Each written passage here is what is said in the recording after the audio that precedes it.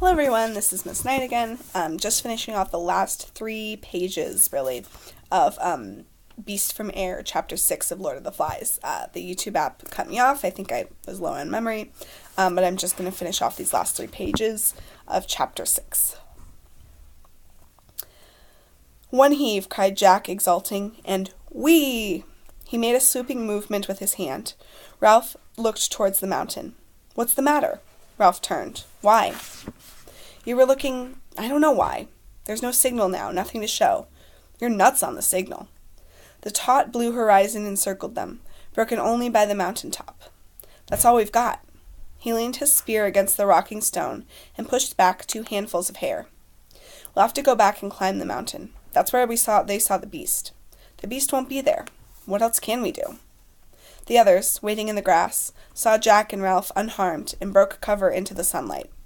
They forgot the beast in the excitement of exploration. They swarmed across the bridge and soon were climbing and shouting.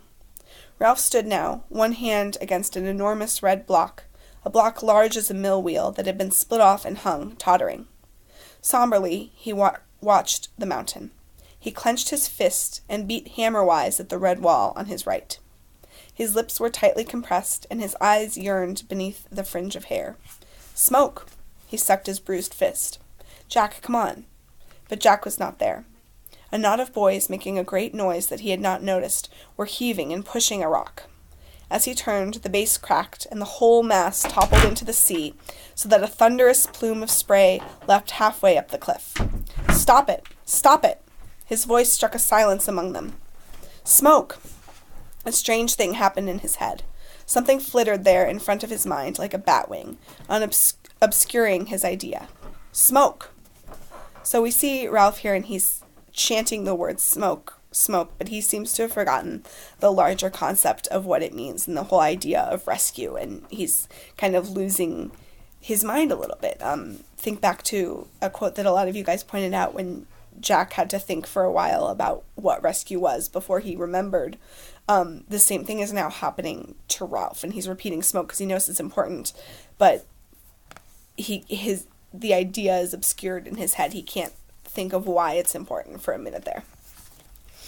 At once, the ideas were back, and the anger. "We want smoke, and you go wasting your time. You roll rocks," Roger shouted. "We've got plenty of time." Ralph shook his head. "We'll go to the mountain." The clamor broke out. Some of the boys wanted to go back to the beach. Some wanted to roll more rocks. The sun was bright, and danger had faded with the darkness. "Jack, the beast might be on the other side. You can lead again. You've been." "We could go by the shore. There's fruit." Bill came up to Ralph. "Why can't we stay here for a bit?" "That's right. They have a fort. Let's have a fort." "There's no food here," said Ralph, "and no shelter. Not much fresh water." "This would make a wizard fort. We can roll rocks right onto the bridge."